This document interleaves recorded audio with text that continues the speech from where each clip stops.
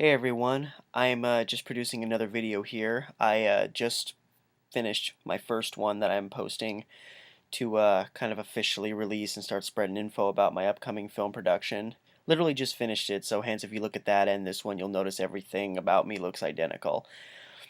But I did, it's something I knew I was going to do a video about in regards to this film. But it's just kind of sticking in me, and I just figured, okay, well, I may as well do it now while I'm thinking about it. It's not really going away, and this may be kind of a long video. I don't know. I'm not very good at doing short videos once I start rambling about something. But I did want to talk about just the concept of, I guess, women in film. This new film I'm doing, the lead character is a woman, and it revolves around her sisterly bond that she has with her sister, obviously. And so, there's all kinds of aspects to this story that tie in very closely to things that only women could understand. And yet, I'm a guy doing the screenplay. And people, people ask me sometimes because very often I will have lead female characters in the films that I do, and I prefer actually writing female characters.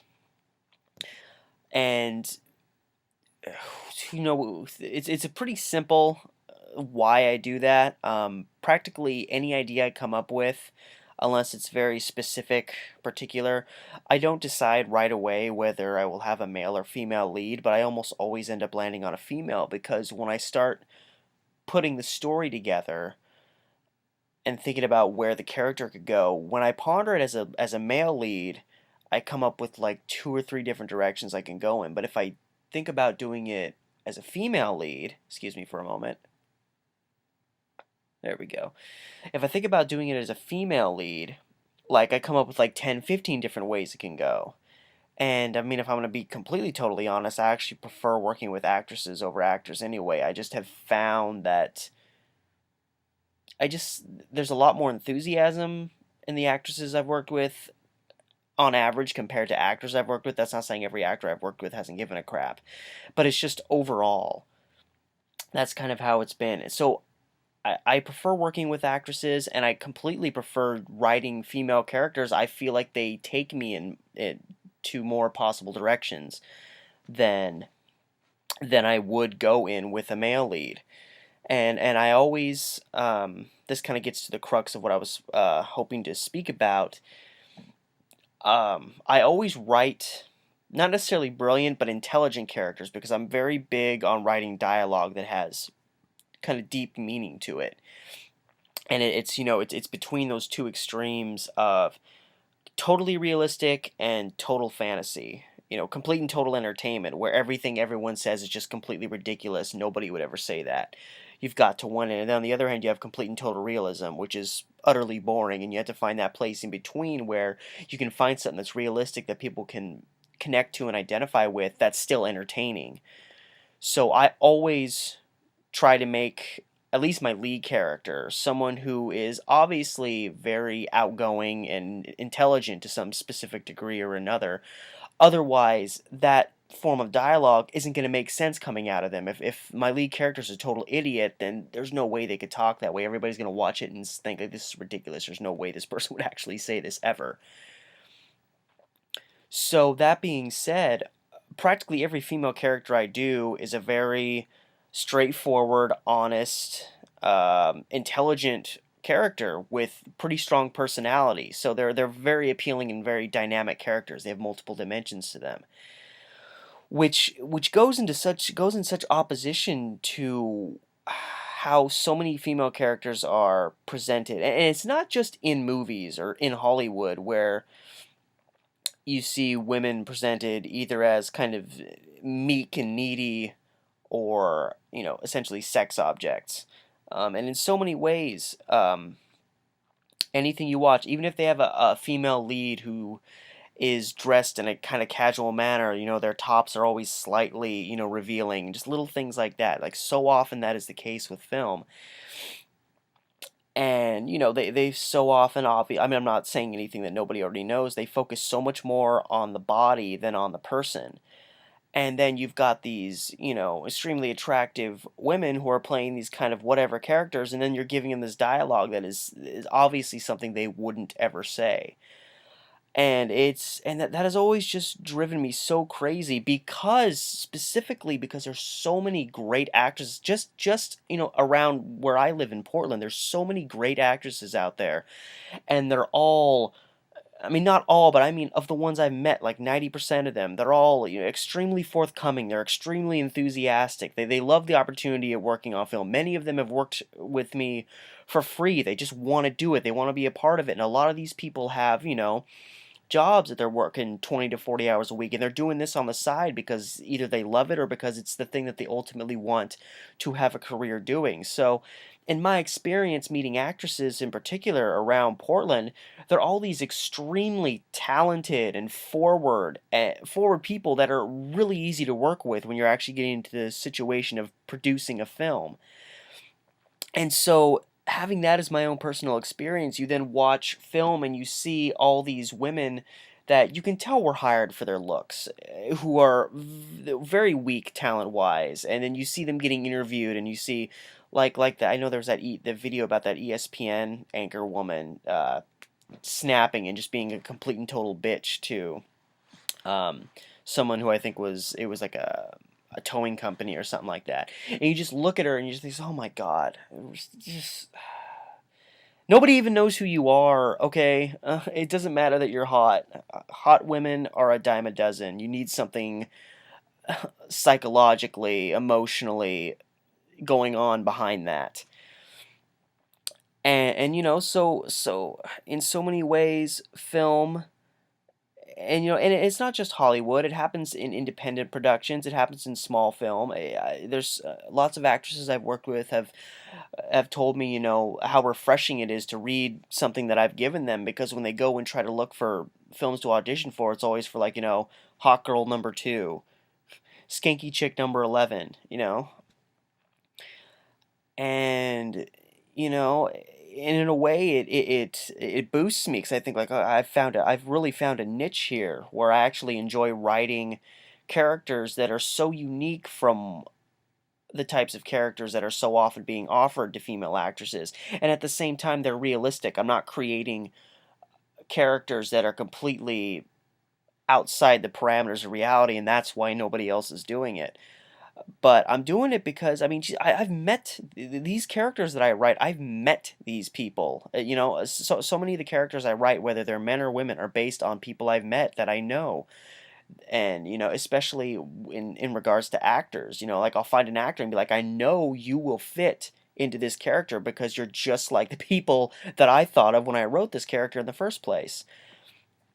And I didn't really, in the last, like, 3 or so years that I've started doing film seriously as, like, a career objective, I didn't really think so much about that. I just wanted to come up with interesting, intriguing ideas, things that I hadn't seen done before, and formulate characters that revolve around it. And it's brought me to where I am now.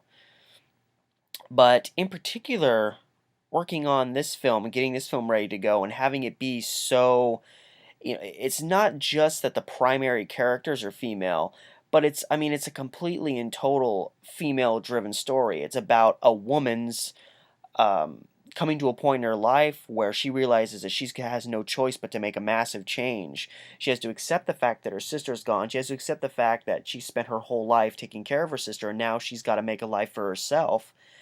And so it's so much about a woman figuring out who she really is and what she's going to do with her life, and setting the stage for what will be the rest of her life. And beyond that, at the crux of the story, it's about sisterly love. So it's so focused, um, simply put, towards females more than males. And so I've started thinking about this a lot more as I've put this script together and met with actresses and just thought things through. And there's actually a brief moment in the film where Belle, the lead character, meets this woman, Genevieve, who was essentially abandoned by a guy that she was going to leave town with. And when they first meet, Genevieve is dressed in this really flashy dress, like, she's getting ready to go to a ball somewhere, and Belle's like, oh God, who is this person? And then she offers to give Genevieve a ride. They get back to Belle's car, and Genevieve climbs inside, and she's in the process of changing. And when she finishes changing and pops the car door open, she's dressed in a way that is remarkably similar to Belle's character. Part of the focus of that being showing that these two characters who look like they had nothing in common at first actually have a great deal in common, and you get to see that visually. But when she pops out of the car, she's exchanged this flashy dress for an extremely casual look. Um, and as she pops the door open, they're kind of having this mock conversation, like, "Well, come on, be honest. How do I look?" And Belle, mocks emotion and says, like, "Oh my God, you look absolutely gorgeous." And Genevieve's like, "Yes, I was going for gorgeous." And it looks like just kind of this kind of cute, fun moment between characters, but it actually, the motivation behind even that little brief moment is kind of revolves around the fact that all my female leads in this character, I mean, every actress that I've gotten for this film so far, I mean, they're just drop dead gorgeous women. I mean, I think women are drop dead gorgeous in general. So maybe take me saying a woman's beautiful with a grain of salt if you have to. I don't know. But in having actresses that are so incredibly attractive, I don't need to sex them up, I guess, if you want to put it that way. I don't want to distract the viewer from seeing these characters, identifying with these characters, connecting with these characters, and then distracting them by putting them in something overly flashy. So a lot of the female characters in my film, throughout the course of the film, I have them dressed in a very relaxed, casual, everyday manner. And the reason I did that was because, I mean, it fits into the context of the film, of course, but one of the reasons I wanted to do that was it was kind of a subtle poke at what kind of, I guess you would say, mainstream media, if you want to use that term, what their perception is as to what makes a beautiful, and if you want to go beyond that, sexy woman. And it's not just media. I mean, there's kind of just this general acceptance that if you want to be regarded as beautiful and sexy and this and that, you have to look specifically like this, you have to dress specifically like that, which is complete nonsense all across the board. So, in my film, and again, it comes out in that little moment that I just mentioned, I have my characters dressed in a very relaxed, casual manner because I wanted to show that it doesn't take a really short dress or, a revealing top and a pair of skimpy shorts or a woman walking across the room in lingerie for a woman to be beautiful. They don't need that. I mean, if you ask me, if you're going to compare men and women, if anybody needs extra stuff to make them look better, it's men. I mean, we're all hairy, we're chiseled, not necessarily always in a good way. And, I hate the fact that there's so much great female talent out there. Um, and if you're going to be doing films where your characters are based on real people, there's so many intellectual and talented and affable women out there that would be so much more interesting to base a story or a film or a song or any other type of piece of artwork on than these recycled and reused, sex object characters that we see out there so much. So it was very important to me, in particular, having such attractive women who really will, make a splash on screen, to have them look natural and to not make them look what I would call ridiculous in some degrees. If you're looking at it from the perspective of a film director who says, well, you got to make this woman look just like this because we need sex appeal for this movie. I'm not worried about this film having sex appeal. This is about a woman dealing with her sister's death. This is not a porn. So that is something that I've been just thinking so much about, and I knew I was going to do a video on it at some point because it ties in directly to the film that I'm doing. And in particular today, it's just been kind of, sticking in the back of my head. So I just wanted to discuss that a little bit because, as I get closer to preparing this film to go into production, that, among so many other things, those are the things you have to be thinking of. You have to be thinking about so much in terms of the story that you have and putting it together so that when the time comes that you're actually going to start production, you're going to know you're going to know everything ahead of time so that when your problems arise, you know exactly how to handle them. When time concerns come up, you know exactly how to handle them. When you get to the last day of shooting and you do the last shot, you know deep inside that you really are done, that you didn't leave anything on the table. Your actors didn't leave anything behind. They put their all into it. And this is just one of those many things that, a director has to think about in context to their film. So I just wanted to do a little video here, just discussing that for a while. And I'm gonna shut up now because I've already broken 15 minutes. But yeah, again, about 3 weeks away from starting production on this thing, so I'm mercilessly excited. And there's gonna be more updates coming along. So hope you all have a good night.